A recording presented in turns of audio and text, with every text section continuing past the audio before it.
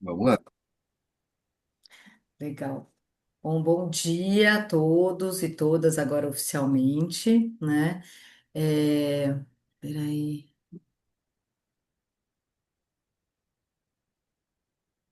eu acho que eu admiti alguém aqui. Apareceu para mim. Deve aparecer para você, Janaína, aparece para mim também, que Ah, todos nós somos né, administradores da sala. Mas tá. pode ficar tranquila que o pessoal aqui vai Tá, admitir. então eu não vou fazer nada, não vou mexer no. Isso. Só a mediação mesmo. Ok. Bom, então bom dia a todos. Bom dia. É muito bom estar aqui com vocês agora de manhã e a gente vai, né, falar sobre a mesa Instintos, Afetos e Histeria, Freud e a Neuropatologia do século XIX, né? A gente, a princípio, tem aí até às 10 da manhã, né? Mas, dados os atrasos, podemos considerar esses 10 minutos a mais aí, tá? Quem está participando dessa mesa é o Caio, né, Padovan, o Lucas Valiati e a Josiane Bock, né? Vou começar a apresentação, então, né, dos participantes pelas ladies primeiro, né? Pela lady primeiro. Então, a Josiane Bock é doutora em filosofia pela UFSCar, né? Com um estágio pós-doutoral na Paris 7, né? Fez um pós-doutoramento aqui também na UFSCar no departamento de psicologia e desde 2012 é docente, né, no Departamento de Psicologia da Unesp de Bauru, né? Mas também é docente do programa de pós-graduação da FCLAR, né, da Unesp de Araraquara, né? Autora de diversos artigos e livros, né? E em suas áreas de interesse são psicopatologia clínica e teorias psicanalíticas, né? Ah, o Caio Padovan, né, é doutor em psicopatologia, né, e psicanálise pela Paris 7 também, com um pós-doutoramento, em filosofia na PUC do Paraná, né, e aqui pela UFSCar, né, no departamento de filosofia, né. Trabalhou como pesquisador e professor no departamento de psicologia da Université Paul Valéry, né, em Montpellier. E atualmente ele colabora com o Departamento de Psicologia da Universidade Federal do Paraná, da UFPR, e também no programa de pós-graduação em Psicologia da Unesp, né? É editor da Revista Latino-Americana de Psicopatologia Fundamental, cofundador, né, do IPEP de Campinas, né? E atualmente é o coordenador, né, dessa rede FIOPSIC, né, que justamente está promovendo esse congresso, né. O Lucas Valiati é atualmente mestrando, né, em filosofia, aqui, em filosofia da psicanálise, em especial aqui no departamento de filosofia da UFSCar, né. É, Ele faz a orientação comigo, né? E sua pesquisa de mestrado se concentra na noção de realidade em Freud, enfatizando as dimensões histórica e epistemológica, né? E em 2025 ele participou do programa, né? Eu nunca consigo falar, Hochschulwinterskurs, e realizado no Herder Institute, vinculado à Universidade de Leipzig. E já é autor de vários artigos na área das teorias psicanalíticas, né? Então, acho que a gente pode começar aí, vocês veem como que vocês querem fazer na sequência aí das apresentações, tá bom? Eu passo a palavra, então, para vocês. Você Eu não quer iniciar, faço, Josine? não faço questão, não, de ser a primeira. Acho que eu queria ouvir. Talvez você possa começar, Caio. Eu começo, então, aí a gente passa para você e depois a gente passa para o Lucas, pode ser? Fica Pode. naquela ordem do cartaz, tá bom? Então, bom dia para todo mundo. Agradeço a Janaína pela apresentação, cumprimento os colegas. O que eu quero compartilhar com vocês hoje é um projeto de pesquisa que está iniciando nesse momento, sobre justamente o tema dos afetos em Freud, afetos, sentimentos e emoções no pensamento de Freud. E hoje, em particular, eu quero discutir a relação de Freud com justamente a neuropatologia do século XIX. Quer dizer, quais são as fontes, as origens, os precedentes de Freud aqui, quando ele decide falar de afetos, sentimentos e emoções. Tá? Conceitos, categorias que foram relativamente pouco discutidas e desenvolvidas pelos comentadores de Freud e mesmo dentro do movimento psicanalítico mais amplo. Tá? Categorias que acabaram ficando muitas vezes em segundo plano, né, em relação a outras, né, tomadas aí como mais importantes, né, mais eh, relevantes, né, no campo da teoria psicanalítica. Então, eu tenho um texto e eu vou ler parte desse texto, porque ele é um tanto longo, né? Mas ele vai se concentrar, então, nessas categorias, a partir de Freud, mas pensando as suas raízes na neuropatologia do século XIX. Tá bom? Então, inicio aqui a leitura. Na terceira seção do artigo O Inconsciente, de 1915, Freud argumenta que é da natureza, né, cito o autor, natureza dos sentimentos, termo que Freud usa aqui em alemão é Gefühl, que ele seja sentido, isto é, que se torne conhecido da consciência. Ainda segundo o autor, neste mesmo texto, os sentimentos tendem a se expressar de um modo específico na forma de um estado afetivo, né? Affektzustand.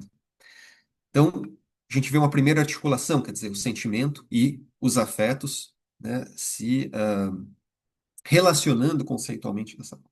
Então, tais estados, sugere Freud, refletem no psiquismo a exigência de uma pulsão, trip.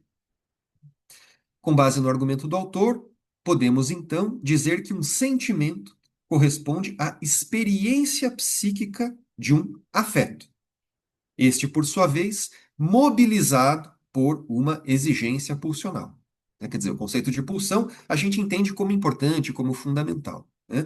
Afeto e sentimento seriam desdobramentos, né, da pulsão a nível psíquico e, em particular, consciente. Quer dizer, é da natureza dos sentimentos, né, que eles sejam conscientes aqui para fora.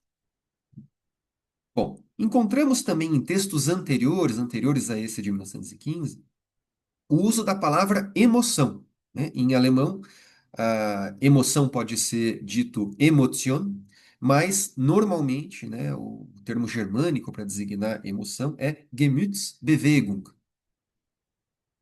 que parece qualificar clinicamente certos estados afetivos, dando lugar a sentimentos particulares. Em A Etiologia da Histeria, texto de 1896, por exemplo, o autor argumenta que o estado histérico é consequência duradoura de uma emoção, Gemütsbewegung, ocorrida uma vez. Tá? O que parece nos levar à famosa passagem dos estudos sobre a histeria de 1895, cito o autor, os histéricos sofrem em grande medida, em grande parte, de reminiscências. Né? Quando a gente pensa as reminiscências aqui, normalmente a gente se concentra na categoria de representação, né? Ainda que a categoria de afeto, emoção, sentimento seja fundamental também. Então, cabe lembrar que no contexto dessa última passagem, Freud e Breuer se referem à reminiscência de uma ideia ou representação que causa sofrimento em função de sua ligação com um estado afetivo. Tal estado afetivo parece dar lugar a um sentimento de desprazer, né? E, de acordo com a citação de 1896, parece ter origem em uma emoção vivida no passado. Então, vocês percebem que essas categorias, elas não são dispensáveis para que a gente possa entender o argumento freudiano. Bom, retomando o artigo O Inconsciente de 1915, notamos ainda que o autor insiste no fato de que, diferente de uma ideia ou representação, né, Vorstellung, palavra alemã que Freud usa, um afeto ou um sentimento não pode ser propriamente inconsciente. Em meio a um processo defensivo, por exemplo, quando certas exigências pulsionais não são plenamente satisfeitas, torna-se inconsciente apenas a ideia ou representação ligada ao afeto.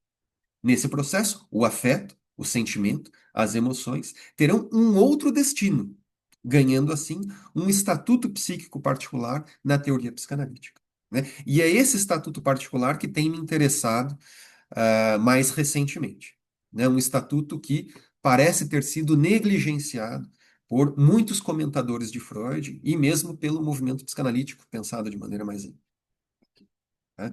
Bom, a partir de uma reflexão a respeito desse estatuto, eu coloco três grandes questões aqui, né? Vou explorar uma delas hoje a partir dessa referência à neuropatologia do século XIX, tá? A primeira delas toca a natureza mais geral dos afetos, né? E por extensão dos sentimentos e das emoções no interior do pensamento freudiano. Quer dizer, do que a gente está falando exatamente?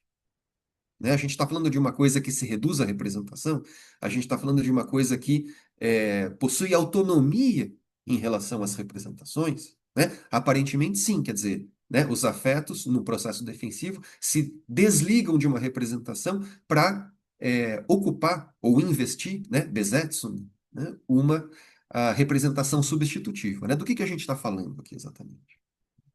Segunda questão,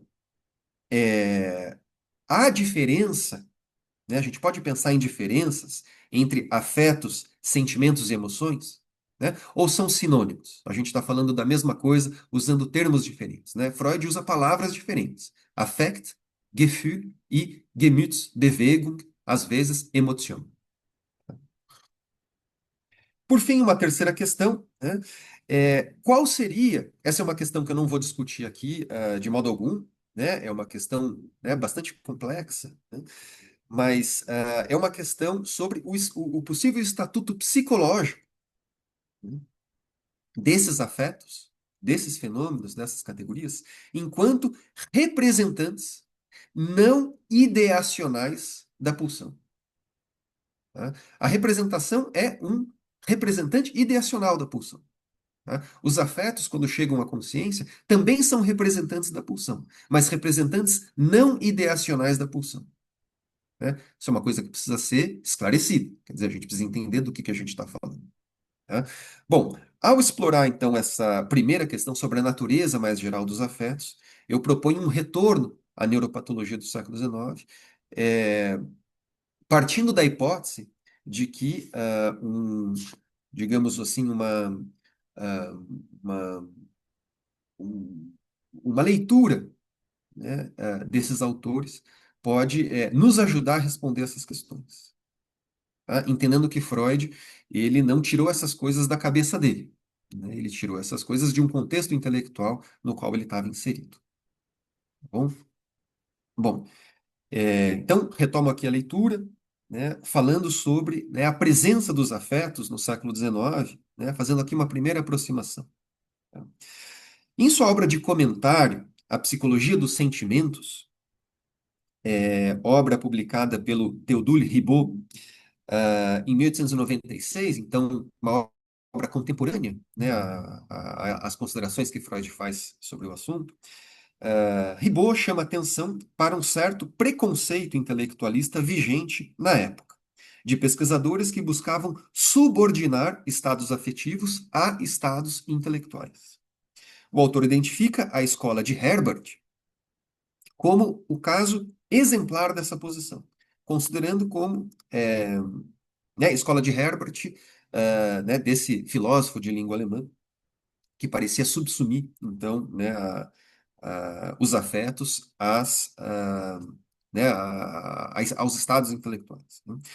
Considerado como um dos principais representantes dessa escola, filósofo de língua alemã Joseph Naloski defenderá em seu livro A Vida Sentimental, publicado em 1884, a gente está aqui nos anos 80 do século XIX, que os sentimentos são estados psíquicos derivados e que, portanto, sua explicação deve ser buscada na interação entre representações.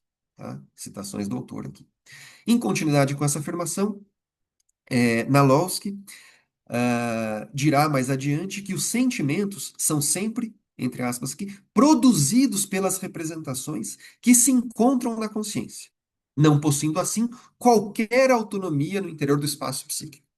Tá? Isso é uma posição específica, né, desses autores intelectualistas do século XIX.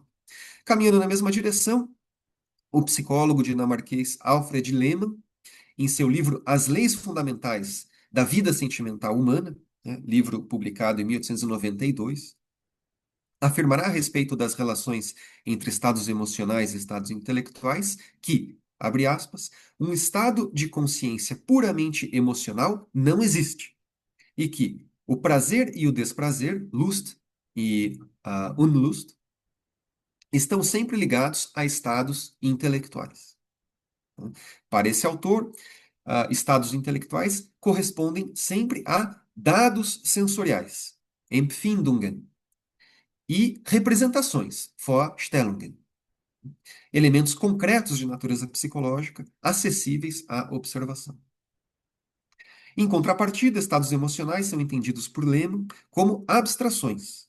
Nas palavras do autor, abre aspas, tudo aquilo que costumamos chamar de sentimento na vida cotidiana, estados sentimentais que realmente existem, aparecem como fenômenos complexos passíveis de redução por análise psicológica a fenômenos mais simples, né? Fenômenos intelectuais. São, portanto, enquanto estados puramente emocionais, ah, ah, simples abstrações, né? Isso na medida em que não podem ser separados dos elementos intelectuais, né? Permanecendo a eles ligados de maneira indissociável, tá bom? Então, mais um autor aqui que pode ser pensado dentro dessa posição mais intelectualista, né, em relação aos elementos. Bom, é sabido que Lehmann foi um colaborador bastante próximo de Wilhelm Wundt, uma das mais proeminentes figuras da psicologia científica durante a segunda metade do século XIX. Seus próprios trabalhos, Wundt defenderá teses intelectualistas não muito distantes das de Lehmann e da dita Escola de Herbert. Na quinta edição de seu influente manual Fundamentos de Psicologia, publicado pelo Wundt em 1893, então uma obra também contemporânea, né, a essas discussões em Freud, o psicólogo alemão seguirá insistindo na inexistência de estados de consciência puramente emocionais, desprovidos de sensação ou representação concomitante. Nas palavras do autor, abre aspas, os sentimentos e afetos nunca ocorrem separados das representações às quais os relacionamos. Ao mesmo tempo, notamos que diferente dos intelectuais mais estritos, Wundt reconhece a existência e participação de elementos de natureza fisiológica nos fenômenos emocionais. E essa consideração ela vai ser muito importante para a gente aqui. Tá? E acredito que ela seja muito importante para Freud também. Os sentimentos, né, Gefühle, dirá o autor, abre aspas, assim como as sensações, elementos de natureza intelectual, às quais elas estão ligadas, são estados psicofísicos. Tá? E, portanto, para cada sentimento corresponde uma modificação corporal que depende da sua qualidade e intensidade. Avançando nessa frente, Wundt argumenta que, do ponto de vista fisiológico, é possível supor que processos de sentimento, né, Gefühlsprozesse, existam para além de sua extensão corporal visível, manifestando-se internamente enquanto fenômenos de excitação e inibição centrais. Né? Quando o autor fala em centrais aqui, ele se refere a fenômenos ligados ao funcionamento do sistema nervoso central. Tá? Em oposição ao sistema nervoso periférico, aonde estariam, né, as terminações nervosas nos órgãos, né, da onde eventualmente partiriam, né, essas excitações. que ultrapassam em muito o domínio intelectual das sensações, estendendo-se justamente aos centros de inervação vascular e cardíaco, bem como ao conjunto da inervação motora. Tá? Então, a gente vê aqui, né, um movimento de autonomização, né, desses estados afetivos. Em outras palavras, o que Wundt está dizendo é que os sentimentos possuem uma relativa autonomia fisiológica em relação às sensações e às representações, na medida em que resultam da ação de estímulos internos que operam em paralelo à ação de estímulos sensoriais oriundos do mundo externo.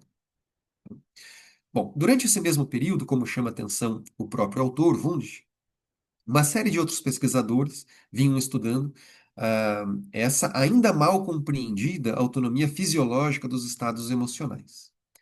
Instrumentos como o pletismógrafo, capaz de medir a variação do volume em um órgão, foi utilizado pelo fisiologista italiano Angelo Mosso com o objetivo de avaliar alterações no fluxo sanguíneo de sujeitos expostos a determinados estados emocionais.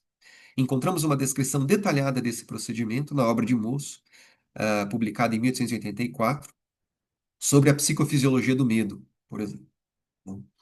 O mesmo pode ser dito do uso do dinamômetro, feito pelo fisiologista Charles Ferret, fisiologista francês, com o objetivo de medir as variações da atividade muscular concomitante a certos estados emocionais. Né? Encontramos uma descrição desses trabalhos no influente estudo de Ferret sobre a patologia das emoções, publicado em 1892. Cabe lembrar ainda, né, que em 1884, o residente do Hospital Geral de Viena, né, o jovem Sigmund Freud, chegou a explorar os mesmos fenômenos, mas do ponto de vista neuroquímico. Com a ajuda desse mesmo instrumento, né, o dinamômetro,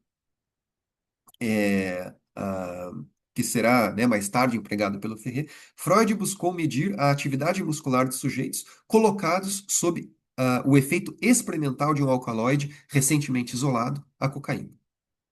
Quer dizer, né, Freud estava interessado em saber o que, né, esse alcaloide, né, poderia influenciar, né, nesses processos que todos esses autores estão chamando de emocionais, aqui, tá, de maneira geral. Bom, dois outros pesquisadores, no entanto, e esses vão aqui nos interessar mais especialmente, né, interessado na fisiologia das emoções e dos sentimentos e dos afetos, passarão a ocupar um lugar de destaque nesse campo, problematizando certos princípios bem estabelecidos da posição intelectualista.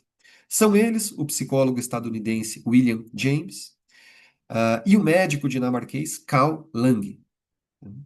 As teses defendidas por esses dois pesquisadores a respeito da natureza das emoções serão discutidas em 1894 e se tornarão, né, amplamente conhecidas, né, nesse ano, a partir de um artigo escrito pelo filósofo estadunidense John Dewey, em um artigo, né, bastante conhecido, aí é publicado em 1894. A partir desse momento, essa tese vai ser chamada de teoria James Lange, né, sobre a natureza das emoções e dos afetos. Tá?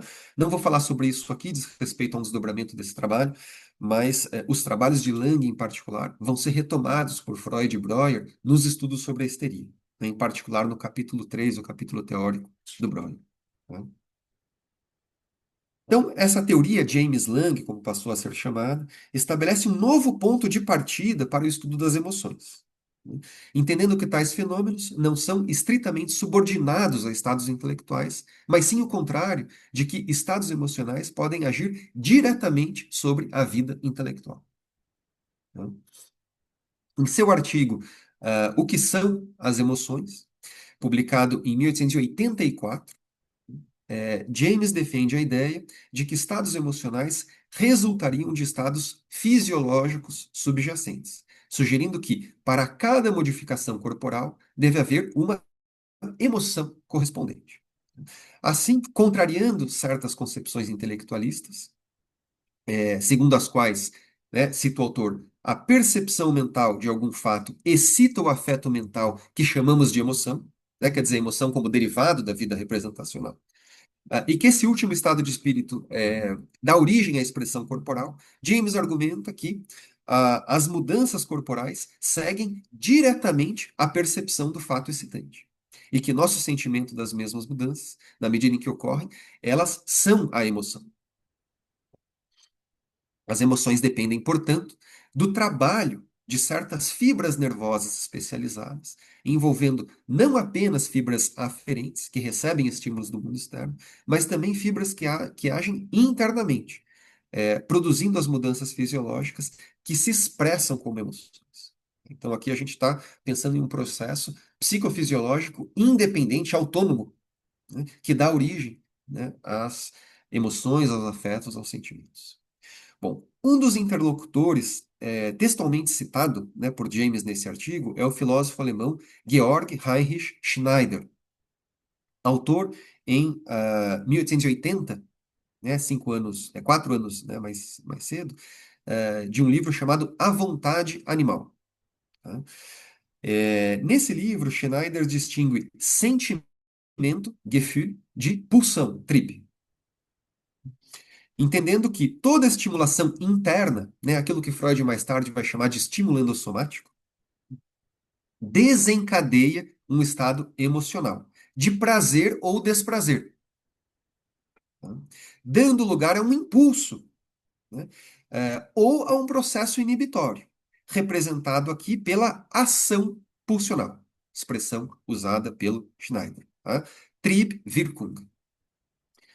Muito influenciado pelo pensamento evolucionista, em particular por Ernest Haeckel, né, a quem, inclusive, né, o Schneider dedica sua obra, ah, o filósofo alemão também sugere que todo sentimento possui uma função particular na economia vital dos organismos, respondendo, em primeiro nível, a certos estímulos ambientais. Esses estímulos podem ser internos, refletindo o trabalho de órgãos viscerais, tal como havia sido explorado já por Alexander Bain, né, nas obras, em particular na obra, né, As Emoções e a Vontade, uma obra ainda dos anos 50, e por Darwin, né, na expressão das emoções em seres humanos e animais. Tá? Então, uma tese aqui né, compartilhada, né, por esses autores. Com base nesses princípios, o autor propõe uma espécie de circuito pulsional que será retomado por James e descritos nos seguintes termos em seu artigo, né? E aqui cito o autor, né? Suponhamos que o córtex contenha centros para a percepção de mudanças em cada órgão sensorial, em cada porção da pele, em cada músculo, cada articulação, cada víscera e que um objeto haja sobre um órgão sensorial, sendo apreendido pelo centro cortical apropriado, dando origem à ideia do mesmo objeto. Tá?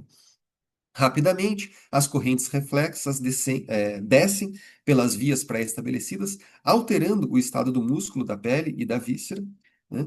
E tais modificações podem agir, né, sobre a consciência, vou sintetizar aqui a passagem, produzindo uma emoção. Tá? Então, a emoção, ela não é um processo derivado, dependente, né, de uma variável intelectual, ela é concomitante à variável intelectual. Né? Ela age em paralelo, né, podendo, né, se associar ou não, se ligar ou não, né, a esse elemento intelectual. Tá?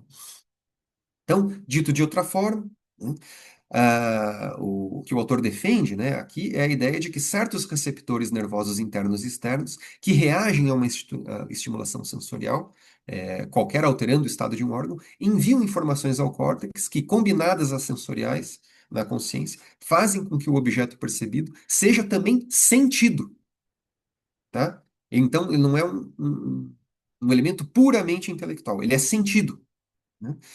Dando lugar a uma emoção. Tá? Essa emoção, por sua vez, chamada por Schneider de sentimento, Gefühl, poderá agora dar lugar a um impulso, a uma ação pulsional, Triebwirkung, né? No vocabulário do filósofo alemão. Tá?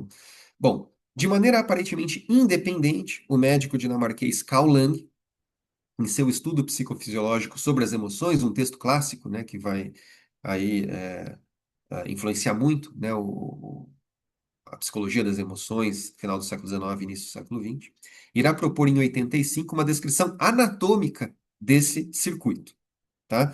Eu acho que eu estou chegando no limite do meu horário aqui, né, Janaína? É, mas pode concluir aí, Caio. Tá. Eu só estou Deu pensando, daqueles 10 minutos lá. tá, pensando Mas, aqui como é que eu posso sintetizar aqui os elementos. Bom, eu vou compartilhar a tela então com vocês.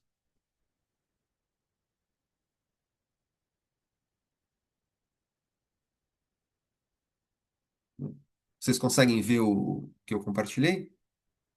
Tá? É uma representação gráfica, esquemática,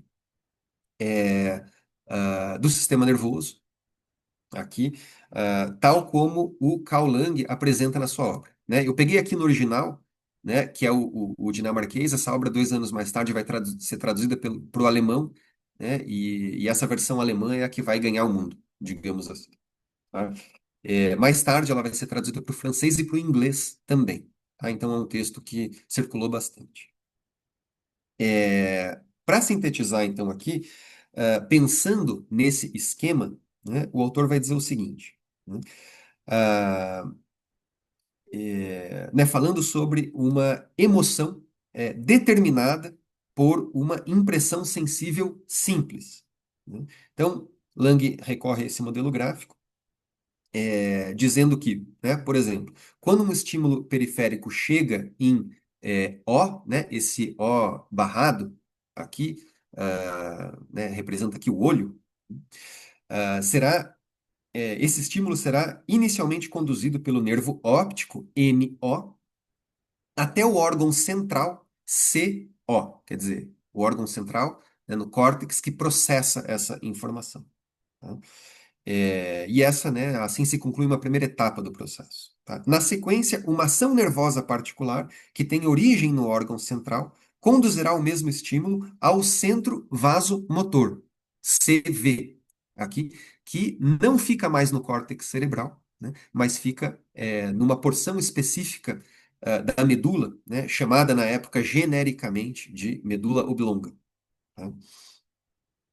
Que, por sua vez, trabalhará pela inervação dos vasos, produzindo, enfim, estados emocionais. Né? Em casos mais complexos, envolvendo causas anímicas, né, seelische Ursache, como uma lembrança ou uma associação, né, o estímulo chega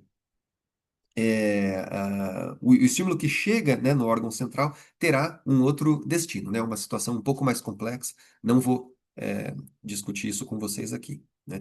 Para finalizar, porque o meu tempo acabou, infelizmente, depois a gente pode até retomar na discussão, é, chamo a atenção para o fato que dentro desse circuito, né, um circuito que materializa os argumentos que vinham sendo mobilizados por outros autores, o Lang, ele entende que esses estímulos sensoriais que chegam até o córtex cerebral, são processados no córtex cerebral, operam em paralelo, né, com um outro elemento, né, que seria o elemento emocional, afetivo, sentimental, que pode ou não se ligar, né, a esse elemento intelectual. Né? Se ligar e se desligar. Né? Quer dizer, se ligar, se desligar e se ligar a um outro, né? A gente percebe aqui que existe uma autonomia, né, entre esses dois elementos, intelectual e afetivo. Né? Minha tese central aqui, minha hipótese de trabalho, aquilo que eu estou tentando desenvolver, né, é a de que quando Freud fala de representação e afeto, ele recorre a uma literatura contemporânea aqui, né? E essa literatura, ela parece ser, em grande medida, né, derivada desses trabalhos. Quer dizer, Freud não é um autor intelectualista, né, no sentido de subsumir completamente os afetos, sentimentos e as emoções ao campo da representação, né? Mas é um autor que, dentro dessa tradição não intelectualista, né, buscou distinguir as duas coisas, né, o que vai ter consequências para a história da psicanálise. Tá? Essas consequências, algo que eu não vou trabalhar aqui no contexto da minha apresentação, a gente pode até retomar na discussão, né, na minha opinião, vão ser importantes para o destino, né, do movimento psicanalítico ao longo do século XX. Bom, então agradeço a atenção de vocês, peço desculpas aí pela extensão da fala e né, sigo aí à disposição para a gente conversar mais adiante.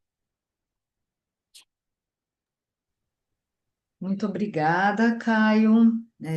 Muito boa a exposição. É, eu passo a palavra agora para a Josiane Bock. Uhum.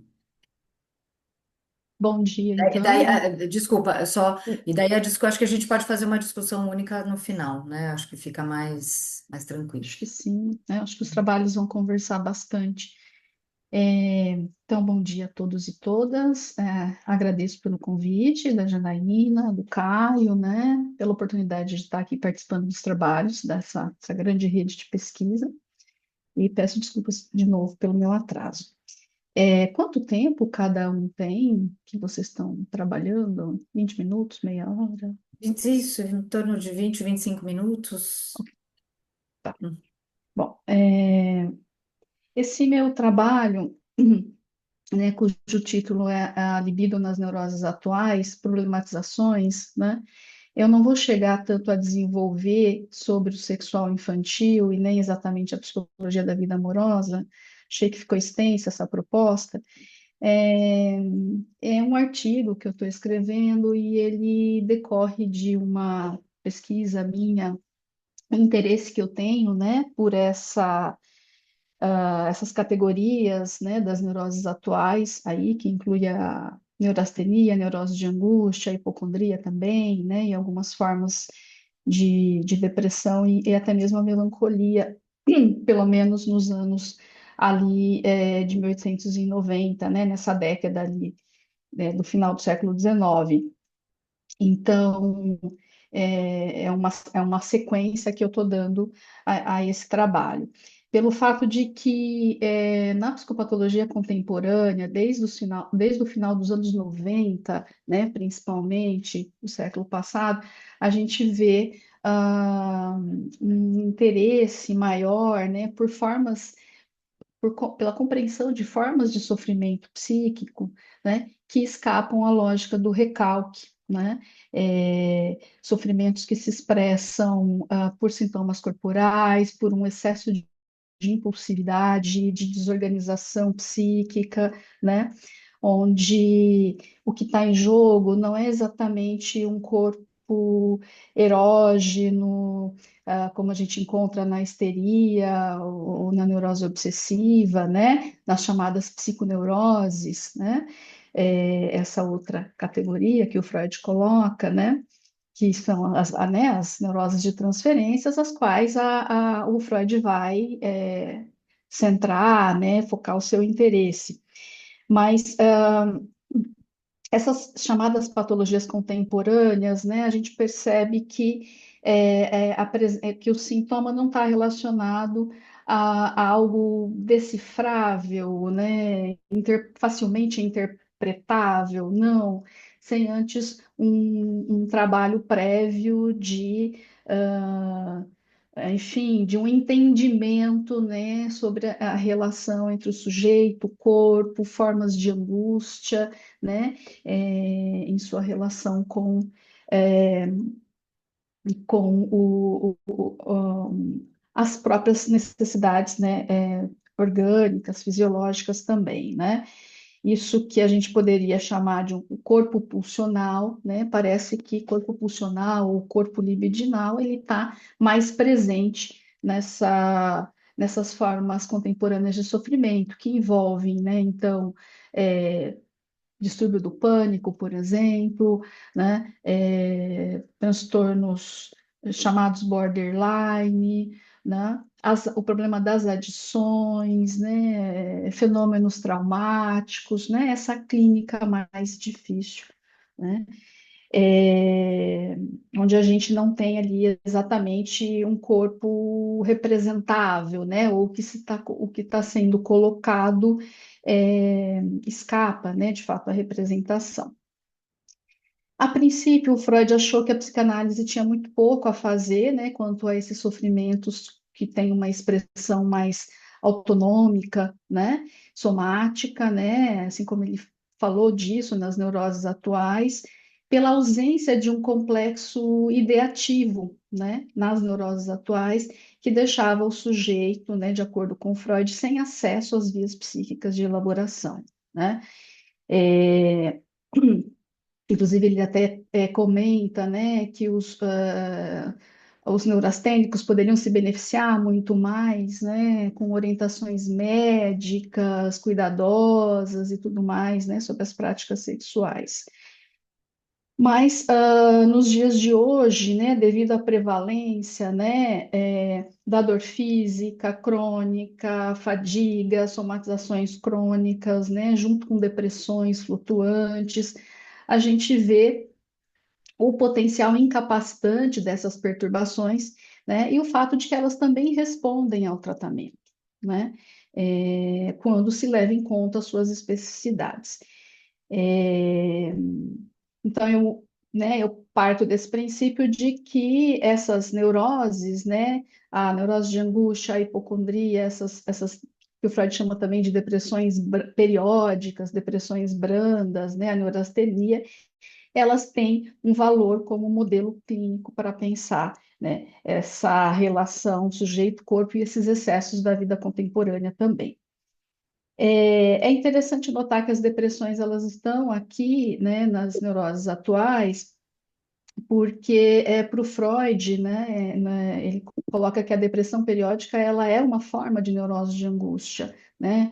Ele coloca isso no rascunho A. E fora da neurose de angústia, a depressão pode se manifestar com fobias, medos e até mesmo ataques de ansiedade. No manuscrito G, o Freud coloca que a melancolia, né, e ali a primeira, né, apresentação que ele traz, né, dessa perturbação, né, a melancolia é desencadeada por uma acentuação da neurastenia, né, então ele estabelece esse paralelo por conta da masturbação excessiva, né, e a sua combinação com uma intensa angústia. Então, o Freud propõe no próprio manuscrito G um diagrama esquemático da sexualidade para ilustrar a perda, né, do quantum de excitação em um grupo psíquico que, nesse caso, é o da representação sexual. Vale a pena ainda mencionar sobre o manuscrito G, né, a comparação que o Freud faz entre a melancolia e a neurastenia, né, estabelecendo um contraponto. Na melancolia, a excitação sexual somática, que ele chama de SS, sofre uma omissão, isto é, há perdas no volume de excitação ao nível da representação, levando a um retraimento na esfera psíquica. Na neurastenia, existiria, aí abre aspas, né, a fala do Freud, um escoamento da excitação, por assim dizer, um buraco, né, que se faz no plano somático. Mas, nesse caso, o que se esvazia é a SS, né, a excitação sexual somática, enquanto que na melancolia o buraco se encontra na esfera psíquica, fecha aspas. Então, o escoamento ao qual Freud fala é relativo à representação, né, a esse grupo psíquico sexual, né, ou o afeto também, que ele chama de SS, nesse rascunho. Nele, a produção da SS, excitação sexual somática, não diminui, né? Nesse caso, ele está falando aqui da neurastenia, tá? Preciso fazer esse esclarecimento. Nesse caso da neurastenia, a produção da SS não diminui, porque por causa das emissões constantes, atividade masturbatória compulsiva, pressupondo-se então que a excitação sexual somática seja empregada em outro lugar, já que ela é desviada da representação, né? Já que existe esse buraco, mas as emissões, ela não diminui, né? Ela continua atuante, só que em outro lugar. Dito de outra maneira, na melancolia a gente tem um acúmulo de tensão sexual psíquica, né? Ao passo que seria típico da neurose de angústia, por exemplo, um acúmulo de tensão sexual física. O afeto presente na melancolia, o Freud vai dizer, é o luto, né? Esse anseio por algo que foi perdido. Trata-se, então, de uma perda da vida pulsional. Então, já naquele momento, né, em 1895, ali na troca de correspondência com Fliess, né, o amigo interlocutor do Freud, ele apresenta a melancolia como tendo uma perda pulsional, o que vai se manter depois, né, no ensaio metapsicológico sobre a luta e melancolia, né, em 1917, né? É, essa perda pulsional a gente vai ver também se apresentando nas neuroses atuais por conta de uma não satisfação da pulsão, tá? De uma forma geral, a gente pode pensar uma fórmula causal para compreender as neuroses atuais, envolvendo, né, uma relação entre a esfera somática, esfera psíquica, que são expressões que o Freud usa abundantemente, né, nesses textos de 1893 a 1898, 99, né, na correspondência, né, dele com Fliess também, que está compreendida aí mais ou menos nesse período, uma relação, então, entre essas duas esferas articuladas, né, a processos de perda, desvio, acumulação de excitação, tá? Num artigo recente meu e de um colega, a gente tratou de uma dinâmica dos afetos, né, caracterizada por inibição psíquica, retraimento da libido e empobrecimento nos processos pulsionais e, consequentemente, gerando dor física, né? É, a gente tratou disso nesse outro trabalho, né? Freud coloca aqui, fazer associações é sempre doloroso, né? Então, existe nesse artigo, né? A gente chegou né, ao apontamento, né, de que tem essa dinâmica afetiva, esse circuito dos afetos em comum, né? Tanto na melancolia, como na neurastenia, como também nos processos de dor física.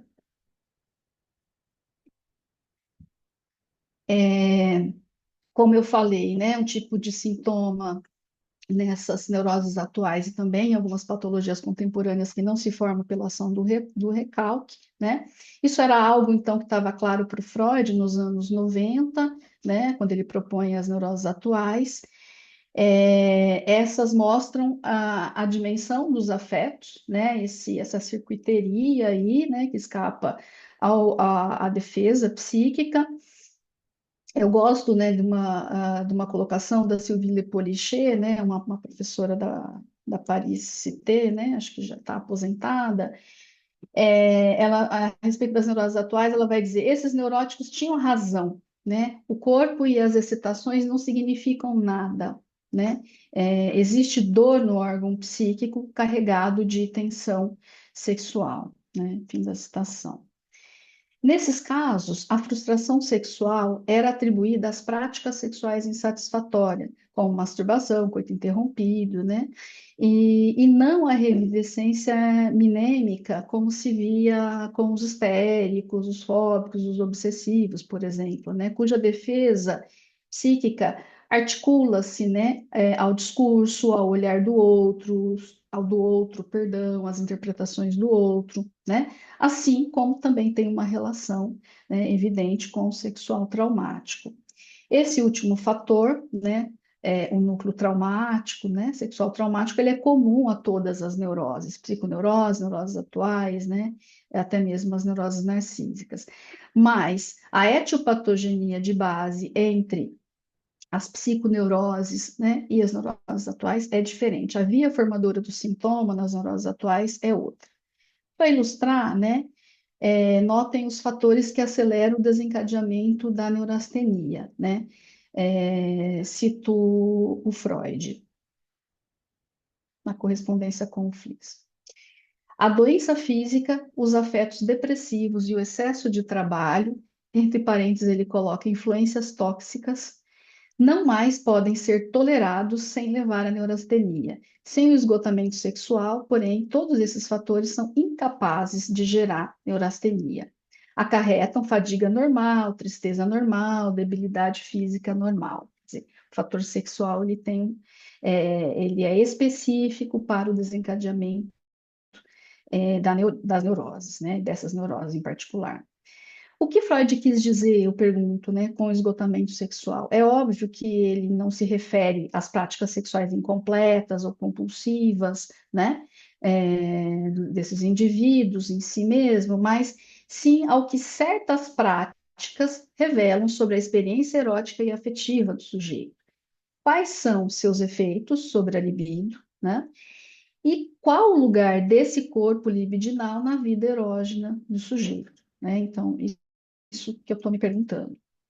Eu estudo um outro autor também, que é o Merleau-Ponty, em que nos anos finais da produção dele, ele vai falar, ele se interessa muito por psicanálise, né? Isso fica mais evidente até nos textos tardios, e ele vai falar bastante, né, de um corpo libidinal, de libido, né? Então, eu estou também nessa busca aí por ampliar uma compreensão desse corpo libidinal, né? Pensando, né, a relação disso com o registro pulsional, né, propriamente. Bom, o conceito de libido é formulado por Freud nesse período aí, dos anos 90, né? Só que ele se prendeu muito pouco, né, às definições a respeito da libido, né? De 93 a 98, há aparições pontuais da libido, né, aplicadas mais especialmente à neurose de angústia, né? São, contudo, pontuações dispersas, pouco precisas e descritivas quanto à ideia que Freud deseja exprimir. Né? Ele está fazendo um uso mais instrumental do conceito de libido, né? Ele não se preocupa em desenvolver, né, teoricamente a noção ali, mas sim em utilizá-la para, né, na investigação e na demonstração que ele está fazendo sobre a etiologia das neuroses. Assim, existe uma relação prática e talvez menos conceitual da neurose de angústia e da neurastenia com o início do desenvolvimento do conceito de libido, né? Que se mostra inicialmente nesses regimes de excitação erógena. A libido é pensada pelo Freud como uma energia psíquica, né? Uma expressão anímica da pulsão sexual, como uma força, né? Suscetível de variações quantitativas, que poderia servir até de medida, né, para os processos, né, e as transformações no domínio da excitação sexual. Então, há momentos em que o Freud fala que ela é quantitativa, ela é variável, né, e até mesmo mensurável, né? Em outros momentos ele fala, é óbvio que a gente não consegue mensurá-la, né? Tem também quando a gente vai estudar esses fundamentos iniciais, né, essas premissas, né, que antecedem a formulação da teoria da libido, que vai se dar mais exatamente na década de 10, com os textos metapsicológicos, a gente percebe também várias ambiguidades nos usos que o Freud fez, né, da noção de libido. O termo libido foi introduzido no manuscrito E, né, que se chama Como se origina a angústia, de 1894, citando Freud.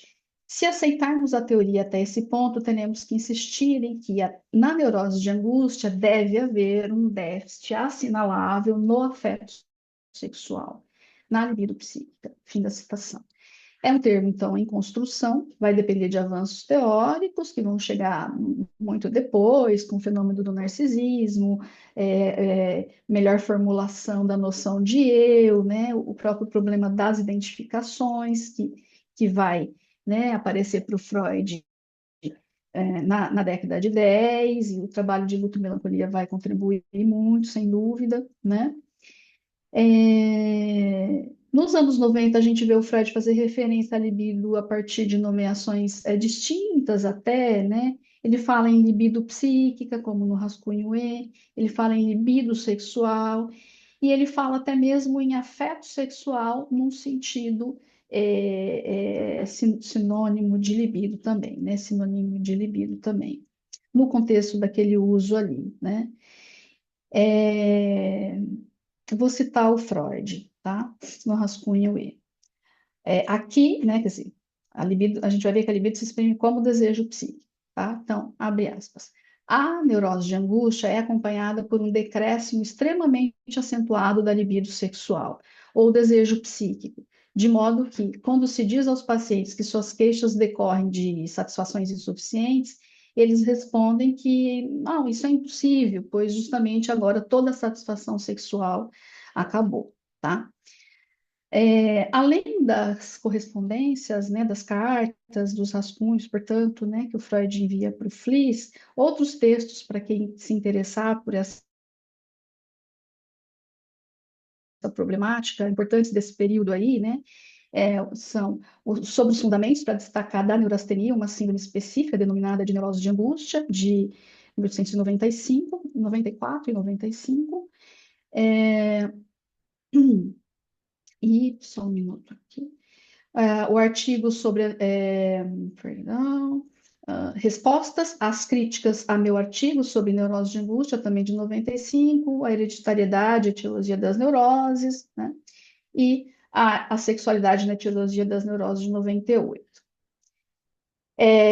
No texto A Hereditariedade e a Etiologia das Neuroses, a gente vê o Freud falando o seguinte: cada uma das grandes neuroses que enumerei tem como causa imediata uma perturbação específica da economia do sistema nervoso, e que essas modificações patológicas funcionais têm como fonte comum a vida sexual do sujeito, quer resida num distúrbio de sua vida sexual contemporânea, quer em fatos importantes de sua vida passada. Está se referindo aqui tanto à histeria, ao grupo das psiconeuroses, como também às neuroses atuais, que a gente vai ver ligada à atividade contemporânea sexual, né, do sujeito.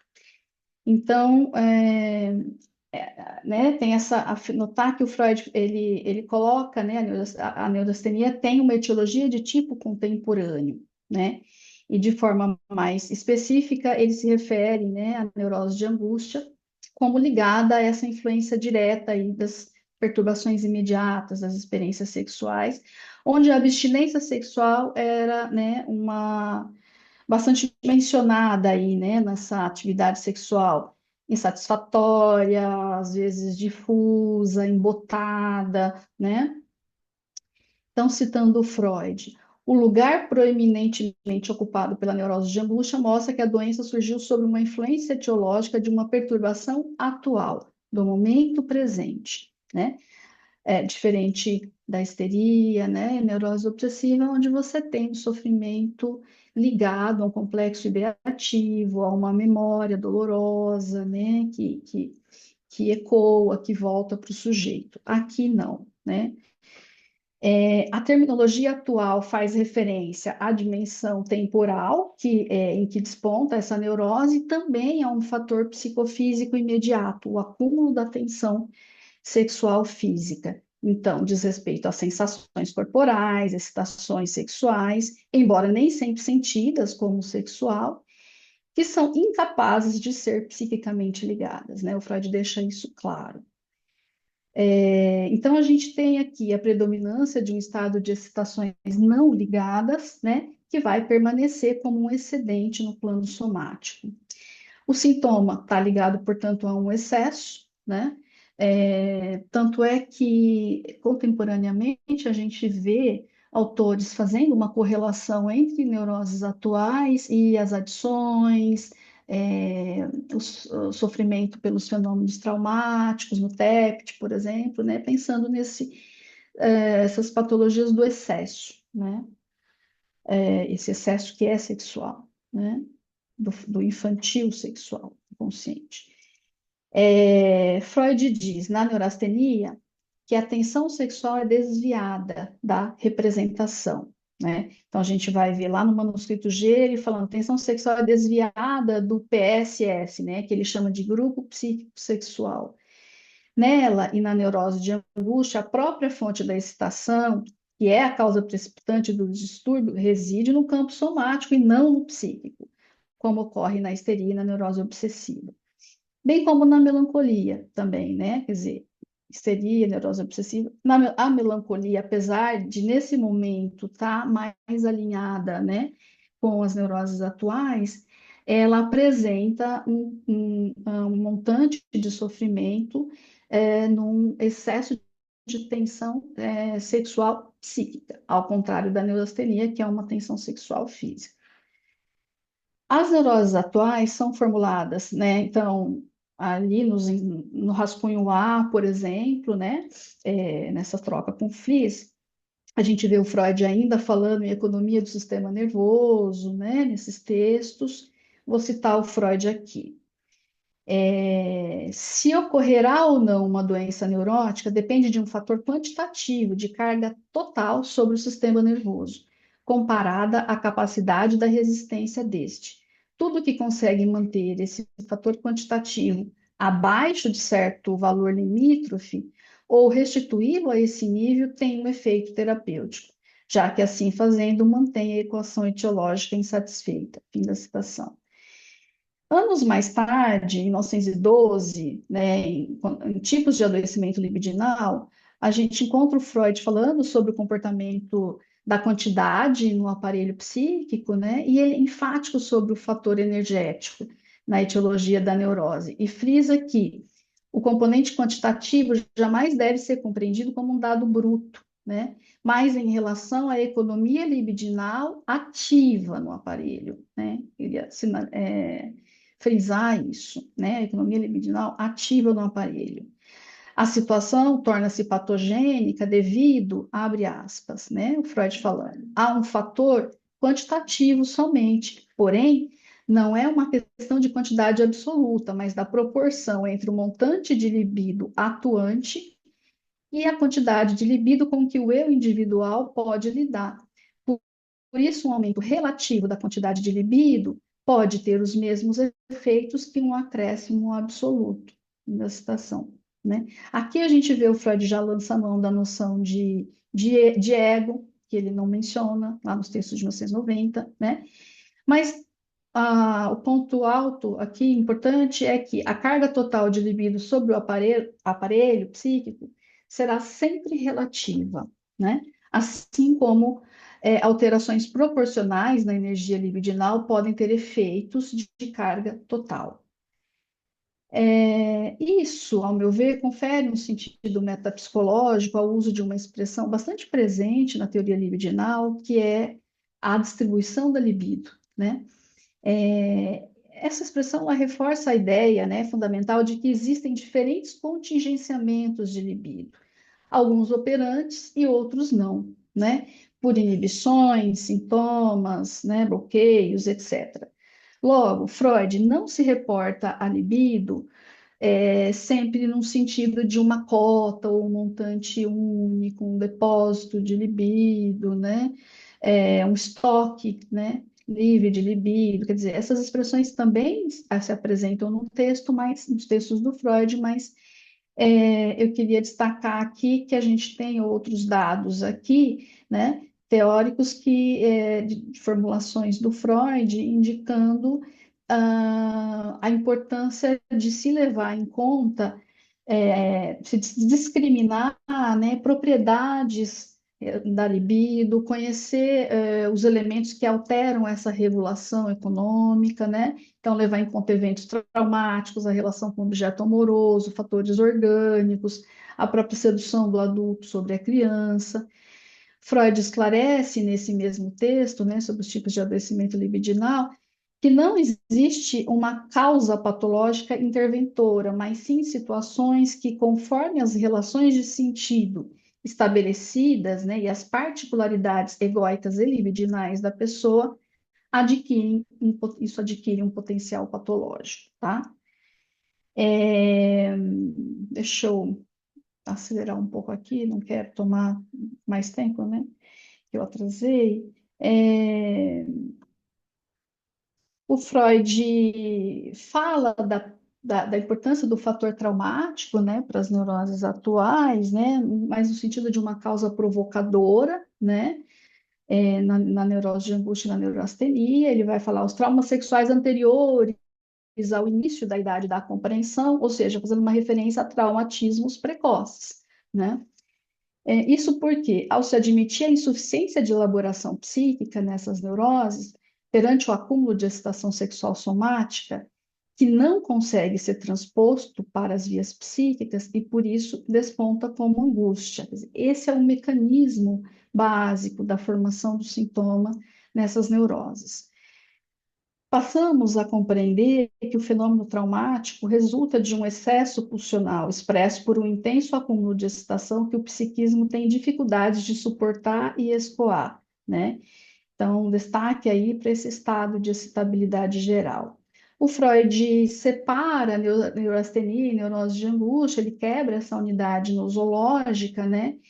Ele destaca da neurastenia, ele se incomodava um pouco com o caráter mais vago da neurastenia, que era um quadro que já é trazido pelo norte-americano, né, o neurologista George Beard, né, que inclusive vinculava a neurastenia mais a um fator cultural, de excesso de carga de trabalho, né, muito próprio do estilo de vida norte-americano.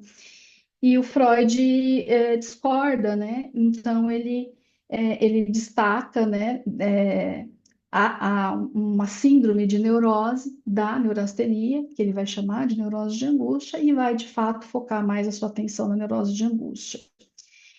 É, No caso da neurastenia, né, em termos de sintoma, pressão intracraniana, dispepsia, fadiga, constipação, fraqueza sexual, né? É, ela tem fator específico para o seu surgimento. Tá, então, é o fator sexual, né? Existem outros fatores precipitantes que podem atuar como alavancas, né, para esse estado neurótico, mas não sozinhos não levam à neurastenia. Exaustão, horas de trabalho, ele não exclui isso, mas isso funciona como um fator auxiliar, né? É, vou citar o Freud, né? Esse trecho é desse para destacar, né, esse texto que eu acabei de mencionar, né, onde ele vai separar a neurose de angústia. Esses fatores sexuais merecem que se lhes conceda um lugar especial na série etiológica, porque só eles nunca estão ausentes de todos os casos de neurastenia. Só eles são capazes de produzir a neurose sem nenhuma ajuda adicional, de modo que todos os outros fatores parecem reduzir-se ao papel de etiologia auxiliar e complementar. E só eles permitem ao médico reconhecer relações sólidas entre a natureza diversificada e a multiplicidade dos quadros clínicos, né? Ele está falando da especificidade do fator sexual, né? Na neurose de angústia, então, Freud constata que as condições etiológicas prévias, né, a angústia eram quase que opostas às condições da neurastenia. Na neurose de angústia, os sintomas giram em torno da angústia como um estado crônico, né, ou em formas mais agudas também, né. O quadro é composto, né, assim, essencialmente por irritabilidade, um estado de expectativa angustiada, fobias, ataques completos de angústia que pode se manifestar no corpo, né, por isso aí a presença da hipocondria, vertigem, tremores, suores, né, taquicardia, diarreia, insônia, né? De modo semelhante, a neurastenia se revela como fruto de perturbações da vida sexual, coito interrompido, abstinência, né? Ou ainda uma excitação que não encontra alívio por meio da relação sexual. Diferentemente do que ocorre nas psiconeuroses, não irá despontar como uma angústia prolongada, né? Aí cito Freud, né? Prolongada, recordada e histérica, né? Na realidade, a tensão sexual física acumulada é incapaz de se transformar em afeto por meio da elaboração psíquica. Assim, essa tensão se converte em angústia. Vou citar o Freud. Josi, Josi, você acha que dá para, encerrando, a gente está passando muito do tempo? Uhum. Eu vou tentar aqui. É, nessa colocação do Freud, que assim, tudo que mantém, né, a tensão sexual somática afastada da esfera psíquica, tudo que interfere em sua elaboração psíquica, isso gera angústia, né? É, deixa eu ver aqui. Para encerrar, né? Então, assim, o Freud é enfático, né, a isso que mantém o que é sexual longe do psiquismo, né, isso que interfere, ele está dizendo que, assim, ele está pensando a elaboração psíquica aqui nesse momento em termos de ligação psíquica, propriamente, né? O que diz respeito justamente à função da libido nessas operações que terão um valor afetivo sexual para o sujeito, né? É, acho que, para concluir, assim, fazendo, né, uma síntese muito geral aqui, né, é que eu queria chamar a atenção que o que parece que falta, no caso quando eclode essas neuroses, é a falta de um aparato de ligação, né? A falta de um trabalho de ligação, um trabalho que concerne a libido, né? Que é o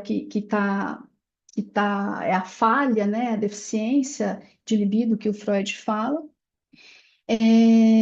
Nesse período ele não tem a noção de eu, ele não tem a noção de narcisismo e nem mesmo de objeto, que vai aparecer depois só nos três ensaios, a de objeto, por exemplo, né?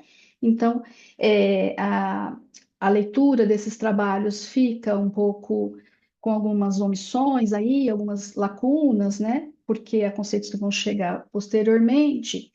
Mas a gente já tem os fundamentos, né, da noção de libido aqui, né? Então, como sendo fundamental para esse trabalho de ligação, né? Talvez eu colocaria a necessidade de diferenciar a partir né, da minha leitura desses textos, diferenciar a libido propriamente, né, como ligada a desejo sexual, como ligada, né, a uma voluptuosidade que é captada pelo sujeito, né, que acaba pode se inscrever no psiquismo, né, pode ser representada e percebida como um afeto sexual, reconhecida como tal. Diferenciar isso de excitação sexual somática, né, uma expressão muito presente no Freud, é, que é esse excesso, né, mais ligado mais diretamente, né, ao registro pulsional, tá? Enfim, outros pontos eu posso colocar esclarecer na discussão aí, né? O Freud vai falar sobre limiares ali, né, que são atingidos, né? Porque a estimulação pulsional ela é constante, né? E o Freud vai dizer, né, esse afeto, essa excitação somática, ela cresce de forma contínua ou descontínua, mas é, na percepção do sujeito, né? Mas ela é constante. O drang, né? Quer dizer, a força da pulsão, ela é constante. E ela não é forte o suficiente, em alguns casos, para atingir um limiar a partir do qual ela seria percebida como um estímulo psíquico, tá? Então, a gente tem essa decalagem aí, né, entre isso que é somático e o que é psíquico, e talvez havendo um não reconhecimento de sensações sexuais como tendo um caráter sexual, né? Elas não são percebidas dessa maneira e são talvez recebidas pelo sujeito como um corpo estranho, como algo ameaçador, e daí o sentido, né, desse tóxico, né, sexual, né? O tóxico é o excesso, né? Esse excesso que não é tramitado, tá? E não necessariamente um tóxico químico. Bom, encerro aqui, peço desculpas pelo prolongamento aí do tempo. Obrigada, Josi. Muito boa a sua fala também. Bom, passo a palavra aí ao Lucas. Bom dia, pessoal. Só uma coisa, Josiane, a nossa próxima mesa é às 10h30. Então, acho que não tem problema, né, ultrapassar um pouco para além daqueles 10 minutos, né, para a gente até poder discutir um pouquinho. Tá joia. Eu vou compartilhar com vocês a tela, não sei se foi ou não. Apareceu aqui. Apareceu aqui? Tá. Bom dia a todos. Primeiramente, gostaria de dizer que, agradecer o convite para participar dessa mesa. É uma verdadeira honra compor essa mesa e o congresso com tantos pesquisadores importantes para a composição desse campo e desenvolvimento desse campo que a gente chama de filosofia da psicanálise. O objeto da minha apresentação hoje é a histeria em Freud, mais particularmente na década de 1880. Então, de certa forma, casa um pouco com aquilo que a professora Josiane apresentou agora há pouco, né, que ela apresentou da década de 90, mas as neuroses atuais. Meu objetivo aqui é fazer um cotejo daquilo que Freud apresenta sobre as histerias nesse período e aquilo que havia na literatura neuropsiquiátrica da época. Vou fazer isso com a intenção de apresentar um pouco esse período, mas também para revelar como isso pode ser uma estratégia metodológica profícua para outras análises que às vezes não se utilizam desse método. Então, vou tentar fechar no final, expandindo para outra época, nomeadamente para outra década de 90. Bom, como se sabe, Freud inicialmente não tinha esse interesse, pelo menos na sua formação inicial, nas neuroses, né? Isso veio com a viagem, né? A bolsa viagem que ele recebeu, mais particularmente em Paris, apesar de ter ficado em Berlim, na qual ele ficou em Salpêtrière, conheceu o trabalho de Charcot, e aí, então, desde o seu regresso a Viena, ele começa a trabalhar um pouco mais sobre as neuroses. Eu separei aqui boa parte do material que a gente tem disponível sobre essa época, e como a gente pode ver, eu coloquei a data, o nome e o tipo de material. Então, se trata de um material bem particular para o estudo. Então, quem vai estudar, se vocês separam, não há nenhum artigo propriamente dito. O que mais se assemelha a um artigo é o verbete que ele escreve, é um verbete para um dicionário, né? E um dicionário de bolso, dicionário do Villaret, em 1888. Se for ver, o resto é tudo relatório, texto de comunicação, relatório de outra pessoa de comunicação, prefácio, resenha, apesar de que algumas delas deixam entrever. O material que muitas vezes é muito útil, que é o material com FLIS, começa só em 87, se desenvolve realmente nos anos 90. Então, a gente não tem esse material, que é muito importante para se você vai estudar a teoria das neuroses dos anos 90. Mas aqui isso carece. A correspondência, sobretudo, é com Marta, antes deles se casarem, e, em geral, só dá indícios dos aspectos autobiográficos. Então, a gente consegue entender um pouquinho mais da estadia em Paris com esse material, mas nada muito teórico. Se prestar atenção, a grande parte da comunicação anterior foi feita a partir de manuscritos enviados a FLIS, que são muito importantes e basicamente resumem até os artigos publicados. Então, além de não ter artigos, a correspondência também não é teórica nessa época. Há também um conjunto de resenhas que foi pouco publicado e que deixa entrever alguma coisa ou outra, mas elas são muito sintéticas e pequenas, então às vezes é difícil saber. Desse material, apenas o sobre a histeria masculina não foi publicado nas famosas edições de Freud. Então, você pega a Standard ou até essa edição da Companhia das Letras, você não vai ter apenas esse relatório de comunicação. Eu vou me manter aqui nesse relatório de comunicação, no subsequente e um pouquinho no verbete. Começando sobre a histeria masculina, como eu disse, ele não compõe. Ele foi descoberto nos anos 40 ou 50 e ele ficou célebre pelo relato autobiográfico de Freud. Aquela autobiografia de 1923, ele vai dizer que isso marcou um conflito, né? Após a apresentação, ele entra em um conflito com o ambiente científico de Viena. Isso trouxe notoriedade e tudo mais, mas pouca gente se propôs a analisar de fato o que se passou. O professor Caio tem uma tradução dela no português, publicada na Natureza Humana alguns anos atrás, no qual ele recompõe esse debate, que também foi composto por Lellenberg. Quem tiver interesse, eu sugiro dar uma olhada nessa tradução. Ele não foi publicado, provavelmente, nas edições, nas compilações do trabalho de Freud. Eu acredito, na verdade, que talvez tenha uma nova na alemã, na Gesamtausgabe, mas eu não tenho acesso. Mas essas novas, até a própria Revised Standard Edition do Mark Solms, não traz esse trabalho, justamente porque talvez seja um relato. Como funcionava essas apresentações da Sociedade de Médicos. A Sociedade de Médicos era um lugar para divulgação científica, então vários médicos iam lá, apresentavam para uma banca renomada e para um público. Eles submetiam um texto, apresentavam, e a banca recebia e trazia notas. O texto, ou pelo menos a transcrição daquilo que se passava, era publicado num boletim quinzenalmente, e também os médicos que estavam lá, eles publicavam nos periódicos da época, então os ouvintes publicavam o que se passou. É isso que a gente tem 6 fontes diferentes, então 5 relatórios de outros médicos que estavam lá, e o relato do boletim da sociedade. O que de fato Freud apresentou lá? Freud provavelmente, a gente não tem acesso ao texto que Freud enviou para a banca, mas provavelmente é muito parecido com o informe. O informe que está publicado nas edições editoriais, na Standard, na Companhia das Letras, que é basicamente prestar de contas da bolsa que ele recebeu para viajar. Claro que há algumas diferenças. Freud basicamente a proposta da ocasião é trazer alguma novidade científica.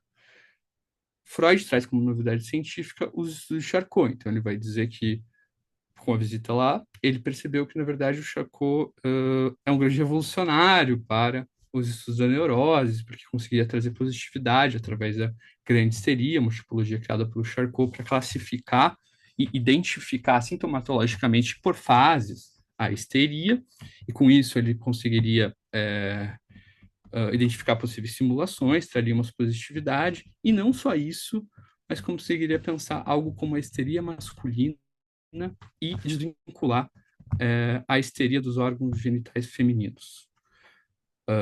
Com isso, para ilustrar isso, Freud traz um estudo de caso que ele havia traduzido. É bom lembrar que Freud, um dos documentos é a tradução de Freud das aulas de Charcot. Ele traduz, e isso é publicado em alemão, antes mesmo de sair em francês. Ele começa a tradução em Paris e termina antes mesmo dessa comunicação. Então, ele seleciona um caso que ele acha paradigmático e o apresenta. E é um caso de histeria masculina. Então, é um caso de histeria masculina onde há uma dificuldade de diagnóstico diferencial. Então, é um caso de paralisia após um trauma inespecífico organicamente, quer dizer, então, onde não se encontra um substrato orgânico correspondente ao sintoma, e no qual é de difícil identificação, né? Então, não se encaixa muito bem a grande histeria, as fases, a sintomatologia, embora tenha traços. Freud investiga o caso pensando que é uma histeria, e depois de um tempo ele descobre uma zona esterógena, que eram zonas onde, quando pressionadas, desencadeavam um ataque compulsivo. Com isso, se identificou o caso de histeria, e Freud apresentava, então, a esse público, querendo dizer que, e isso se encaixava na discussão da literatura, que esses casos, que muitas vezes eram tidos como casos traumáticos ou de neurose traumática, não propriamente de histeria, se tratavam, de fato, de histeria. Então, era uma disputa nosográfica. Então, Freud disse algo do tipo, fossem os homens predispostos ou não, isso era importante porque era uma condição, uma pré-condição para o desencadeamento de histeria normalmente tido, então a questão da hereditariedade. Os fenômenos da histeria surgiram subitamente após um trauma, apesar de uma lesão externa insignificante, mas presumivelmente um choque psíquico tanto mais grave. Então aqui a gente vê que não só apenas tem um choque físico, mas o choque psíquico, que também entrava de encontro com as discussões sobre o paradigma do trauma, das neuroses e da histeria. Bom, a recepção da banca não foi nada acolhedora. Isso não era novidade. Você pega o boletim mesmo, do mesmo dia, a próxima apresentação também não teve uma recepção acolhedora dos médicos da banca. Primeiramente, eles vão dizer que, bom, histeria masculina não é de todo novidade, ela já era estudada há muito tempo, desde os anos 40 isso já era literatura corrente, assim como a grande histeria era uma das formas, entre outras, de se classificar a histeria, ou de se procurar, ou de pensar a sintomatologia da histeria, e que a tese de que neuroses traumáticas, na verdade, eram histerias traumáticas, era um pouco ambiciosa e não havia motivos para ser tão enfático quanto a isso, tudo mais. Então, eles, em geral, eles demonstraram cautela. Eu trago aqui uma tradução do nosso colega Pedro, também da UFSCar, também orientando da Janaína, de textos de pessoas que compunham a banca. Como se sabe, compunham a banca o Meinert, Leidersdorf, o Moritz Rosenthal e o Bamberger. Eu trouxe, poderia trazer mais, mas eu trouxe duas passagens de textos anteriores de gente que compunha a banca que demonstram que, bom, primeiro, o sexo masculino não era excluído da histeria, então isso não era novidade.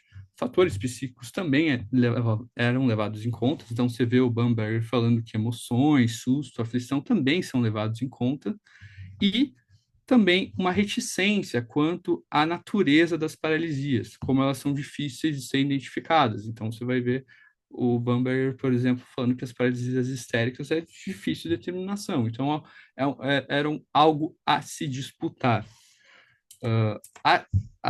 Uma das falas que termina a comunicação é de Meinert dizendo, olha, então se você consegue identificar esses estigmas nesses casos que há necessidade de um diagnóstico diferencial, nos apresente um para a gente ver, né? Então, se dá para fazer essa generalização ou se isso realmente tem essa frequência que você está trazendo. Depois de algumas semanas, Freud apresenta, isso a gente tem o texto dele mesmo, então, o texto que ele submeteu, ele apresenta um caso bem parecido com o caso que ele escolheu para apresentar, do Pinot. Então, de um homem que ele já identifica como histérico, antes de trazer a conclusão, no qual também há uma indeterminação do diagnóstico, e ele apresenta a maneira charcotiana. Então, ele faz o exame dos sintomas, identifica que não há uma lesão orgânica correspondente à paralisia, traz o histórico familiar, que era algo necessário à época, quer dizer, bom, bem padrão Charcot, então traz que, bom, havia muitas doenças, falecimentos cedo, e começa a cronologia trazendo um acidente físico aos 8 anos, que gerou alguns problemas, mas nada que desencadeou uma histeria, mas que, já mais adulto, com 26 anos, e outro com 29 anos, ocorrem dois eventos que a gente pode nomear de psíquicos. Então, uma das vezes o irmão, após uma briga por dinheiro, ameaça matar o rapaz com uma faca, ele corre para casa, fica inconsciente, desmaia, e depois desenvolve um quadro de histeria. Isso se agrava 3 anos depois, quando ele é acusado de furto por uma moça. Aqui a gente vê, então, uma discussão sobre o paradigma do trauma que se estipulava na época e que a gente, bom, familiarizado com a teoria freudiana, a gente vai lembrar, por exemplo, do Nachträglichkeit, então, da posteriori e tudo mais, que, bom, é um desenvolvimento, em parte, disso. Então, eu esbocei aqui no lado esquerdo o que ele apresentou, mas isso é apenas contingente, poderia ser formulado com o da direita. Por exemplo, os acidentes ferroviários, então apresentados na época, eles não sabiam dizer se era um trauma físico ou psíquico, mas que era um trauma e que se desenvolvia, por exemplo, uma paralisia depois de um tempo, após um período de latência. Isso era corroborado pela literatura e também Charcot desenvolvia sobre isso.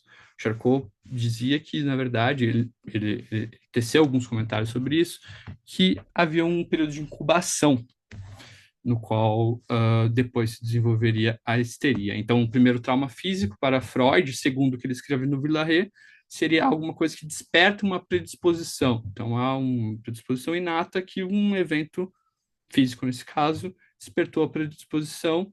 Então, agora, uma predisposição ativa, o sujeito fica passivo de um trauma psíquico desencadear uma histeria. Depois da comunicação, ninguém disse nada, porque ninguém disse nada na época, porque, pelo jeito, o evento estava numa correria e ninguém disse nada. 40 anos depois, Freud lembra desse episódio na autobiografia e diz o seguinte: dessa vez me aplaudiram, mas depois não me dedicaram maior interesse. Permaneceu intacta a impressão de que as grandes autoridades não admitiam minhas novidades, e com a histeria masculina e a geração das paralisias histéricas através da sugestão, achei-me impelido à oposição. Eu deixei em negrito essa segunda parte, porque, de fato, Freud não enfatiza isso nessas comunicações específicas. Freud fez umas comunicações para o Clube de Fisiologia, se não me engano, em maio, sobre a hipnose. Mas a gente não tem acesso a isso.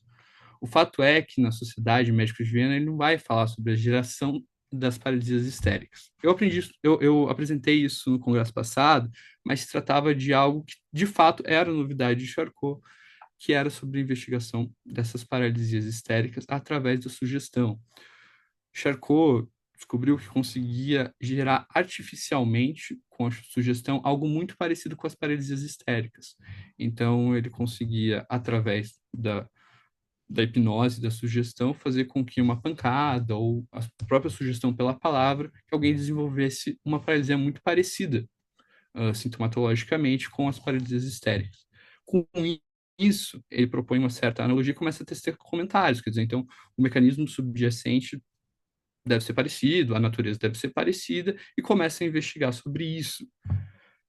Talvez esse fosse um dos interesses de Freud, mas não fica claro nas exposições, não cabe inferir por que ele não fala sobre hipnose, mas, por exemplo, no informe, ele vai falar sobre a cientificidade da hipnose, que ele pode constatar em Paris, mas nessas comunicações ele não vai falar sobre isso. De fato, isso fica um pouco mais claro depois, quando ele vai começar, quando ele traduz o livro de Bernham, e, sobretudo, do verbete da histeria. O verbete da histeria, eu vou chamar a atenção para dois aspectos com a literatura. A primeira é a questão da natureza dos sintomas. Então, além de enfatizar em parte o psíquico, mas não somente o psíquico, ele também vai atacar uma parte da literatura de língua alemã que é composta pelo Rosenthal, mas o Meinert também, uma das figuras, o Heidenheim, que justificam os sintomas não detectáveis, ou seja, organicamente da histeria, através de vasoconstrição. Então, o Meinert vai dizer que, por exemplo, se o paciente está com a metade direita paralisada, isso deveria ocorrer talvez por uma vasoconstrição cerebral, o que desencadeia a paralisia e a gente não consegue detectar organicamente. Então, seria meio que um fenômeno transiente em vez de permanente. Freud não só diz que não há nada orgânico, como descarta isso. Então, isso ele desfere meio que um ataque, né? Eu não vou reproduzir aqui a discussão com o Meinert, que depois se agrava em 88 e 89, mas esse foi um dos ataques, supostamente, de Freud. Então, ele já está tomando partido num verbete de dicionário, no qual ele apresenta, em grande parte, a teoria do Charcot, né? Um outro aspecto que chama muita atenção nesse verbete é a questão do tratamento, e aí desponta já a aposta de Freud. O tratamento era variado e você via de tudo, então desde banhos termais, valeriana, brometo de potássio, até o tratamento moral, que seria o tratamento psíquico, mas esse não é muito enfatizado pela literatura. Embora eu consiga trazer aqui o Rosenthal trazendo essa parte do tratamento psíquico, mas isso é depois de listar muitos remédios que podem ser eficazes contra no tratamento da histeria. Freud também traz tratamentos medicamentosos, mas ele enfatiza muito esse tratamento psíquico através da sugestão, justamente por compartilhar algo daquilo que o Charcot começa a delinear sobre a natureza dos fenômenos, ou pelo menos parte da natureza. Então, ele vai recomendar, de fato, a sugestão, vai falar sobre o Bernheim e vai falar até do Breuer, que, como a gente sabe, teve o caso clínico com a Ana O em 80 e 82, confidenciou para Freud, mas só em 95 foi publicado porque Breuer era reticente quanto aos resultados e quanto à extensão dos resultados, né, quanto à generalização dos resultados, mas Freud comenta sobre os resultados de Breuer mesmo assim. E você vê um otimismo quanto a isso, e muito particularmente deve ser decorrência desses fenômenos. Então, ele vai dizer que pode se remover os sintomas histéricos através da sugestão. Bom, o que eu quero chamar a atenção com isso? Bom, primeiramente, eu acho que o objeto que eu trouxe, ele é muito propício para você fazer um cotejo com a neuropsiquiatria, né? Na verdade, é difícil aprender esse objeto sem ter esse cotejo com a neuropsiquiatria. Mas eu acredito que talvez essa estratégia metodológica pode ser útil para outros momentos. E aqui, por exemplo, eu penso na teoria das neuroses inaugural, de Freud dos anos 90, então as neuropsicoses de defesa, as neuroses atuais, e a teoria da sedução, que tinha uma função muito importante nela.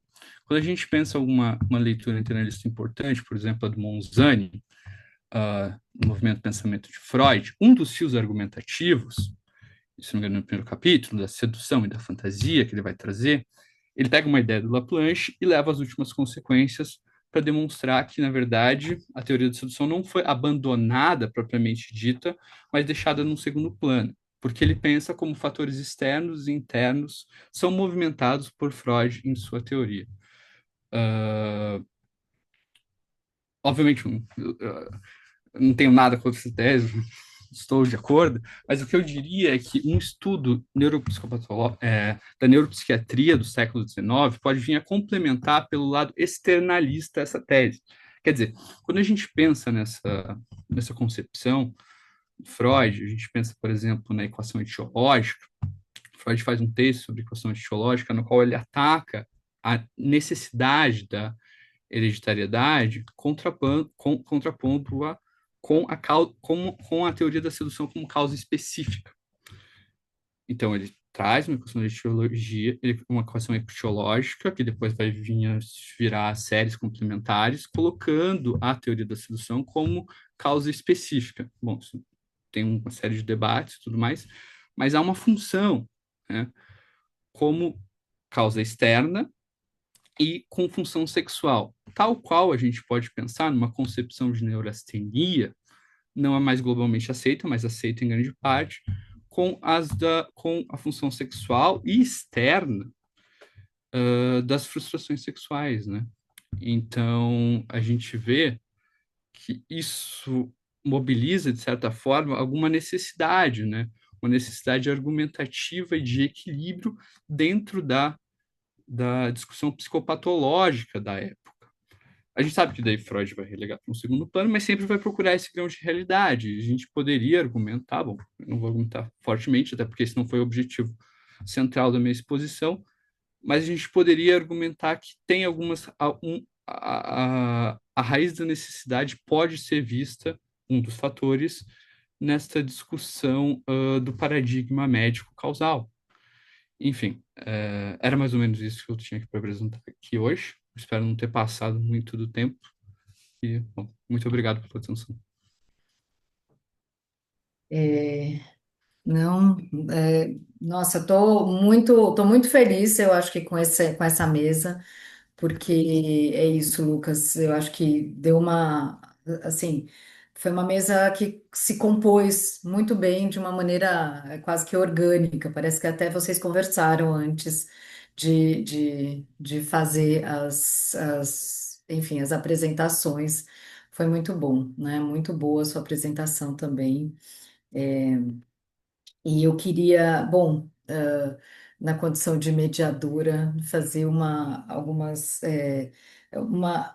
talvez colocar vocês para falar um pouco mais aí, né? Até pelo menos mais uns 10 minutinhos, né? Na discussão, é, fazendo algumas considerações e por que que eu acabei de falar isso, né? Que parece que vocês conversaram, né? Porque eu acho que o que você trouxe, né, Caio, com relação a esse, principalmente, né, o final da sua apresentação, colocando a ideia do Schneider, se eu não estou enganada, né, com relação aos centros, né, centros emocionais, o que seria um centro emocional, né, e o centro orgânico não, né, sensorial, por assim dizer, que se conjuga com o centro motor, né? É, é muito interessante porque o Freud ele vai depois, justamente em 1891, já contestar a ideia de centro, né? De centro de linguagem, de centros, seja centro motor, seja centro sensorial, mas ele vai contestar tudo isso e vai manter a ideia de centro. né, ele tenta retirar em termos orgânicos a ideia de centro, mas vai pensar em centros, né? Do espalhamento, não dá para localizar, mas dá para ele continua pensando, né, com relação a essa ideia de centro, né? O que daí deixaria, né, uma via de abertura aí tanto para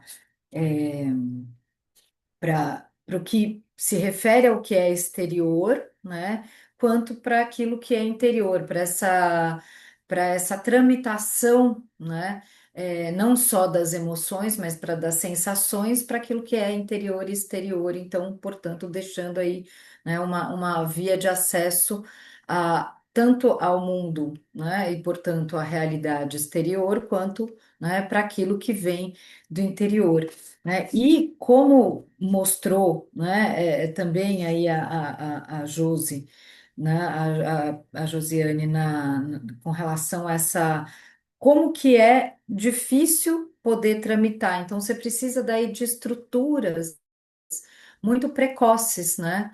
E qual que é sempre a solução dessa tramitação que seja, né, em termos energéticos, seja em termos afetivos, emocionais, e daí eu acho muito importante mesmo diferenciar, né, toda essa, não só nomenclatura, mas como é difícil a tramitação da libido, né? Então, como que você vai tramitar essa libido e precisa de certas estruturas, né? Senão isso excede, senão isso transborda. Então, como que, né, ou vai para o corpo, ou como que você tem esses mecanismos que eu acho que daí são muito pensados, né, como mecanismos de defesa, principalmente nessa data, né, nessa até 1910, mais ou menos, né? Sempre são pensados, essas estruturas são pensadas como mecanismos de defesa, né? E que vão ser muito formadoras aí do próprio aparelho psíquico, né? Se é que, né, eu realmente consegui tentar amarrar aí né, essas três palestras, né? Mas fica também, claro, né? Se tiver mais pergunta, por favor, acho que fica mais fácil até colocar no chat aqui, né? Se vocês forem colocando, mas se vocês quiserem comentar um pouco essa ideia aí, por favor, né?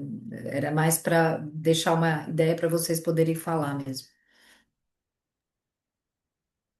Eu teria um comentário, Janaína, rápido Claro, aqui para fazer a partir disso que você trouxe e me dirigindo mais especialmente a Josiane aqui. Você fala dos centros, né? Então tem um centro emocional, um centro intelectual. É, eu vejo, localizo no manuscrito G, que a Josiane mencionou, em particular no esquema sexual, né, do manuscrito G, a presença desses dois centros, né? Freud isola esses dois centros, né? O emocional, aqui pensado em termos sexuais, estaria localizado naquela zona medular, ele faz alusão a isso, né, no esquema, que seria ali o centro, né, da excitação sexual somática, né? E o centro intelectual estaria no grupo psíquico, né? Quer dizer, a gente, do ponto de vista topográfico, né, seja essa topografia anatômica ou não, né, Freud, nesse momento, começa a consolidar uma topografia psíquica mista, né, um tanto anatômica, um tanto psíquica, né? A gente percebe, né, reflexos, né, dessa ideia, reflexos dessa neuropatologia, nesses primeiros modelos, né? Então, né, minha pergunta vai nesse sentido, né, para Josiane, se esse esquema sexual é um esquema que foi até um tanto negligenciado pelos leitores de Freud, quer dizer, a gente trabalha com muitos modelos freudianos desse período, até a Carta 52, né, que acaba sendo hiperdimensionada, que é um modelo estritamente intelectual, né? O esquema sexual traz essa outra dimensão afetiva, né, dos excessos, né, afetivos.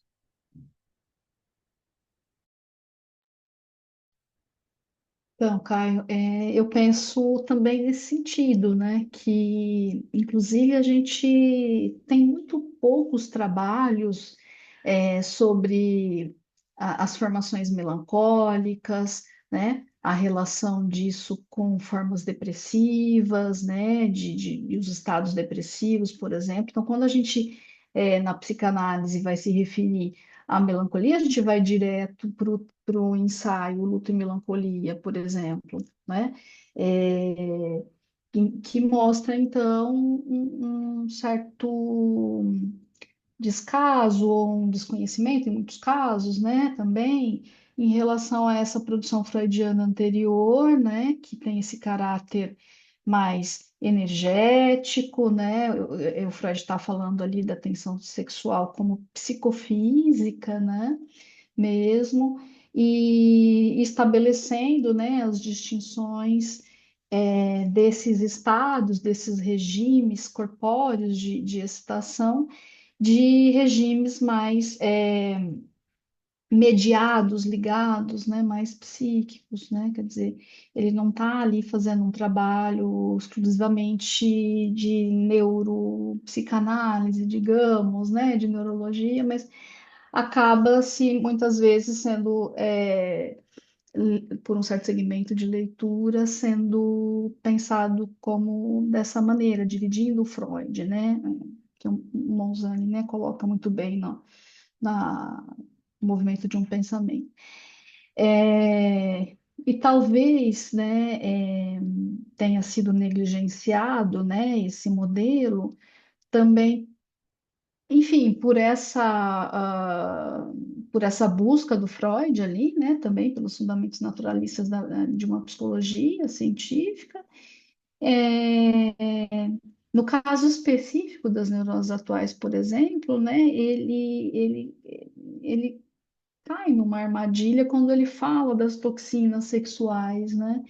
Assim, ele traz esse aspecto de uma química, né, sexual, que intoxica e tudo mais. Mas lendo ali, né, com mais profundamente, ele não está preso ao físico exclusivamente, ele não está tratando isso de uma forma absoluta, né? Ele está justamente pensando como fazer como que se transpõe isso, né?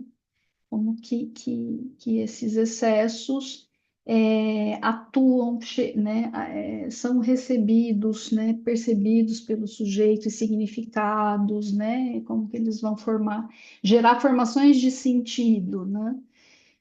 Enfim, eu tendo a concordar com você, né? Obrigado, José. Agradeço pela pergunta.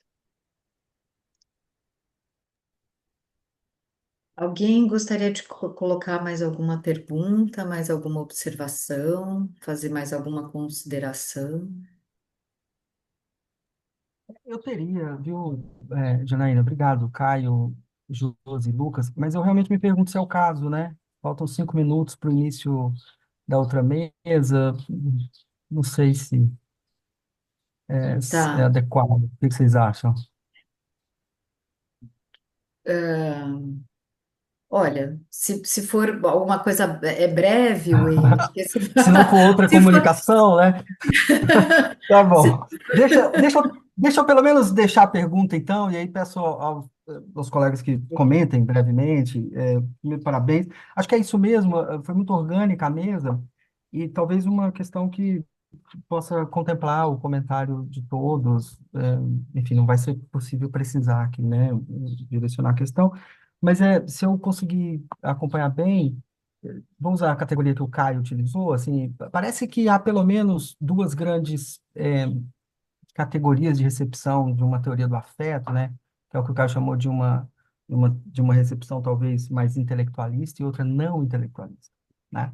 E o Caio vinculou o Freud a uma recepção não intelectualista, né? Pelo menos olhando aí para a literatura do século XIX, etc. Então, não tenho certeza exatamente se a Josi está nessa posição. Por isso, eu achei. Então, parece que ela. Não sei, né? Então, eu queria saber um pouco isso assim. Quer dizer, é claro que se a gente for pensar a questão do afeto, Talvez não falta. Vocês não acham que falta uma espécie de crítica à teoria geral do afeto? Para a gente primeiro fazer essa crítica a uma teoria geral do afeto, para depois voltar para a gente entender melhor, porque aí eu senti que é isso, assim, eu acho que falta um pouco uma, né? Bom, é essa a questão. Foi mais rápido que eu consegui, Janaína. Claro, teria mais detalhes, mas enfim, só para Só um tá bem. detalhe, Janaína, rapidamente aqui, o pessoal da Claro. organização está dizendo que não é um problema atrasar um pouquinho, tá? A mesa seguinte, porque são os mesmos administradores aqui, né? Certo. Então, se a gente, né, ultrapassar um pouquinho, parece que não tem problema, tá? Gente, a gente já foi ultrapassando, mas tudo bem, não, não. Então, mas a gente pode, mais 5 minutos, vamos determinar aqui. Bom, só então, né, da minha parte, é isso mesmo, Ine. A minha hipótese de trabalho aqui é a de que Freud não defende uma teoria intelectualista. E acredito que sim, é necessário, e é isso que eu tenho perseguido, né, mais recentemente, pensar uma crítica, né, da categoria de afeto. Né? Em Freud, isso se desdobra em duas outras categorias, que é a de sentimento e emoção. Tá? E a gente não tem, quer dizer, né, foi um tema negligenciado, né? Se a gente pega esses textos no finalzinho do século XIX, a gente vê, por exemplo, o modelo da Carta 52 hipertrofiado, né? E outros modelos, como o esquema sexual, que chamam atenção para essa dimensão não intelectual, né, sendo talvez colocado, deixado em segundo plano. Né? Algo que Freud mesmo faz, né, ao privilegiar as neuroses de transferência. Né? E que o movimento pós-freudiano endossa em grande medida. Né? Se a gente pega um autor que tem uma grande recepção no Brasil, como Lacan, vai haver essa insistência, né, numa né, de um princípio, né, que, de uma certa forma, escamoteia a dimensão afetiva. Né? Quando né, um autor que a gente, né, lê, conhece, né, que é o Paul Ricoeur, vai falar de um discurso misto, né, isso vai ser mal recebido, quer dizer, né? Não tem nenhuma mistura, né? Essa dimensão energética, quantitativa, ela né, como diz Lacan em outras ocasiões, né, é produto da mais alta alquimia, né? Isso aí é abstração, né? Isso aí né, a gente não tem nada a ver com isso. E, então, acho que falta, né, hoje, acho que, né, décadas mais tarde, né, a gente tem condições de pensar criticamente sobre isso e um trabalho, uma investigação nesse sentido se faz, né, bastante necessário.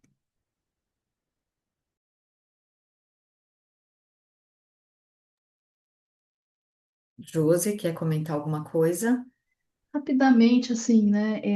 Eu acho que o Freud ele não se insere, né, nessa vertente intelectualista. Eu acho que ele está, né, e nem no oposto disso também, né? Assim como, sei lá, apenas um empirista, um fisicalista.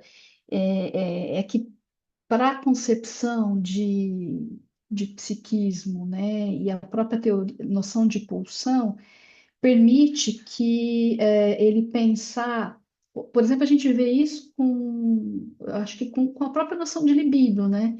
Existe uma dimensão, talvez, da libido, de uma energia em estado livre, quer dizer, uma energia que é sexual, né? A tensão sexual somática, ela é sexual, então, né? Se todo sexual está ligado à libido, no sentido geral, então aquilo também tem algo de libido.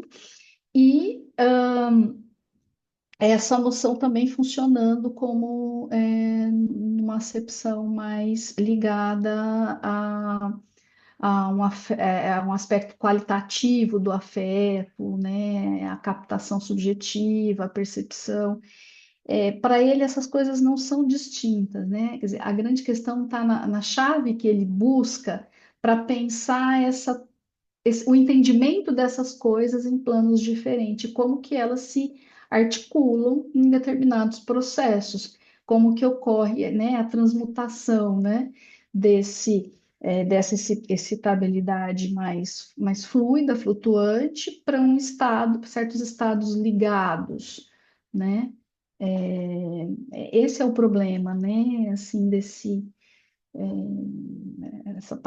parece uma lacuna, né? Mas acho que o Freud ele tá num caminho próprio, onde ele leva com ele, né? Essa acepção energética e do qual, por exemplo, o trabalho do Caio é muito importante, né? Da retomada desse estatuto, né? Do afetivo, porque está em aberto, né? Não foi desenvolvido, né? Pelo Freud, né? Tem ali as indicações, né? E eu acho que, claro, né? Mas eu sou suspeita a falar, né? Conheço, né, esse projeto do Caio já de antes, quer dizer, acho que esse tipo de trabalho é importante para ampliar o entendimento, né, da psicanálise, né, e como que dessa relação, né, do o corpo biológico nessa acepção, né, anatômica, corpo-corpo, né, e esses outros modos de funcionamento, né, do corpo, né? Não é um versus o outro, né? Como que um se torna o outro e essa reversibilidade, né? Muito bom. É, bom, agradeço muito, né? Foi ótima mesa. E, aliás, como tem sido, né? Tem sido um congresso bastante, é, enfim, produtivo aí, pelo que tenho acompanhado. Então, muito obrigada novamente e a gente encerra por aqui, tá bom? Obrigado, Janaína. Obrigado, pessoal. A gente segue no Congresso. Um abraço. Tchau, tchau, Obrigada abraço. pelas questões.